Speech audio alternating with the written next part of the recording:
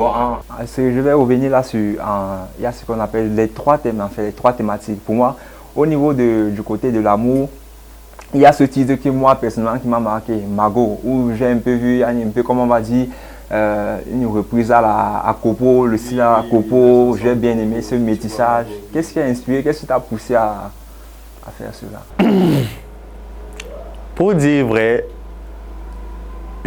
à la base, je pensais à faire un son qui parlait de célibat parce qu'on a trop chanté les chansons d'amour. On a trop chanté les chansons d'amour.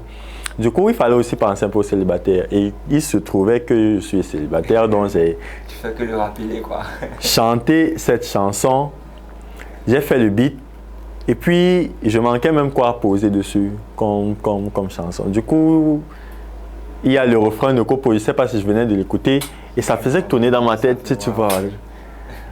Du coup, je me suis dit, pourquoi pas essayer de faire ce mélange-là, de tirer un peu, de faire un big up à Copo, et en mettant ma couleur en moi, parce que les deux chansons elles sont différentes. La chanson de Copo et la mienne, la thématique est vraiment différente. Mais il était question simplement d'identifier ce qui me ressemble avec ce son, avec ce beat live, parce que la vérité c'est que la plupart des instruments sont live, c'est des vraies percussions et tout. Donc il était question de créer cette magie-là entre l'ancienne génération, mais la génération de Copo et la nouvelle, pour montrer que, parce que la vérité c'est qu'on a tendance à penser qu'on est ennemis, la nouvelle génération et l'ancienne génération. Pourtant ce n'est pas ça. Pourtant on devrait plutôt se souder pour faire ça. La musique camerounaise qui évolue. Du coup c'est un peu ce mélange des deux générations-là que j'ai voulu essayer de mélanger dans cette chanson. Ah, ça se voit. Il y a aussi, je ne pense pas que c'est le seul artiste que tu as un peu essayé, tu t'es inspiré pour faire un titre, parce que j'ai écouté le son chaque jour et ça donnait un peu renvoyer à, je pense, un son à Chris Van. La vérité c'est que j'écoute beaucoup de Chris Van, mais beaucoup d'autres artistes aussi. Et que c'est vrai que forcément mon inspiration doit être influencée d'une façon ou de l'autre par ces artistes.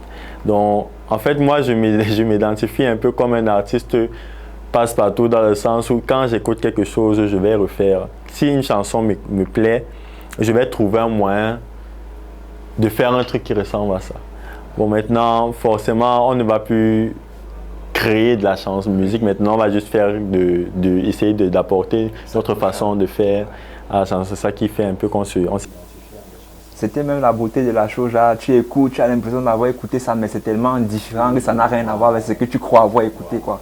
Vraiment, j'ai aimé ça dans le projet, beaucoup aimé, beaucoup apprécié. Et surtout même au-dessus le pan de la religion où tu apportes cette touche, on va dire, une touche particulière, genre ce n'est pas du gospel à la traditionnelle, genre c'est en même temps rythmé, en même temps posé, en même vraiment... En fait, on a tout, ouais. Quand je dis même dans l'intro de la chanson qu'il y a tout, il y a tout ici, pourquoi chercher loin?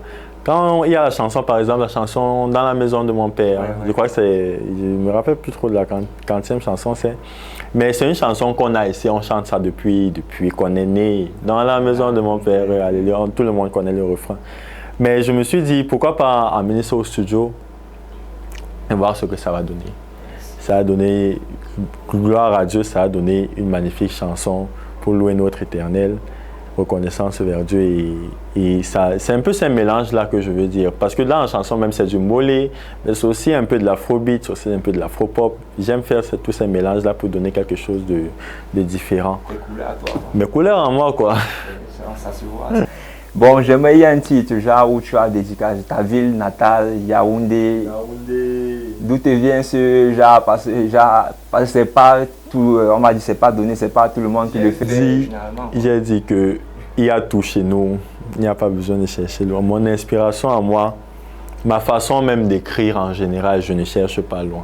Je cherche, en fait moi je me dis même que ce qui me différencie des autres artistes, c'est que moi je cherche proche mais original. En fait même c'est ça ma ligne. C'est que je cherche proche mais différent. Du coup, étant donné que les autres cherchent déjà loin, moi je cherche vraiment basique et c'est déjà là. En fait, j'ai l'impression que mon inspiration est déjà tout posée. Quand je parle de Yaoundé, je suis à Yaoundé. Et ce que je vis, ce que je chante à Yaoundé n'a rien d'impressionnant. C'est ce qu'on vit tous les jours, nous qui vivons de Yaoundé. Mais le fait de le mettre en chanson apporte un truc différent et plus concret dans le sens où quelqu'un qui écoute la chanson connaît à quoi Yaoundé ressemble. Donc, il était question simplement par ces titres-là de faire que les autres puissent connaître comment on fonctionne. Quand je parle de société, la partie société de l'album, c'est pour faire en sorte que les autres pays ou les autres villes ou les autres localités puissent comprendre comment on vit ici. Et savoir que même si c'est mauvais, c'est quand même aussi souvent bien. Bon, on va dire, pour sortir là, de l'entretien, j'ai 2 dernières questions. Pour la première, où est-ce qu'on peut trouver ton album? L'album est disponible partout sur toutes les plateformes de téléchargement grâce à ma maison de distribution, Alchemist Publishing, qui m'accompagne dans mes projets. L'album est disponible sur toutes les plateformes, même les réseaux sociaux, de Facebook, Instagram, Deezer, iTunes, on ne va pas tous les citer. Mais c'est disponible en fait. Si tu veux même écouter, va seulement taper sur Google Joanne Mes Couleurs. Les sites vont apparaître et tu entres, tu vas écouter. C'est 15 chansons. Et maintenant, pour ceux-là qui n'ont pas accès à ces plateformes, as-tu pensé à eux, comment faire en sorte que ta musique puisse les atteindre? Bon, tout le monde a au moins un iPhone, un téléphone ou bien une télé. La vérité, c'est que les chansons, les clips vont déjà sortir au fur et à mesure. Les clips des chansons de l'album vont sortir au fur et à mesure. Mais le plan de vente est établi de façon à ce que tout le monde, on va maximiser pour que tout le monde puisse pouvoir écouter. C'est même parce qu'on n'est plus à l'époque des CD qui se vendaient tellement bien. Mais quelqu'un qui veut écouter l'album va écouter l'album. Ici, celui-là, lui, déjà qui ne te connaît pas en fait. Tu as un nouveau visage, ce n'est pas comme si tu étais déjà reconnu dans ce que tu fais. Pour celui-là qui ne te connaît pas. Bon, c'est un peu le défi de tous les outcoming artistes. C'est un peu le défi de tous ceux qui ne sont pas connus. C'est même pour ça qu'on travaille, c'est pour qu'on puisse nous connaître et connaître nos œuvres.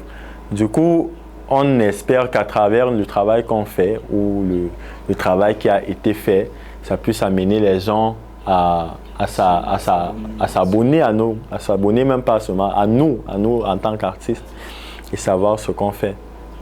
Bon, pour ceux-là, comme tu disais dans l'intro de ton son, premier album, premier round. Et aujourd'hui, tu vas offrir, on aura le plaisir en fait de te voir performer tes tubes, performer ton album en live. Parce que le concept en live de la casa, c'était aussi un artiste là.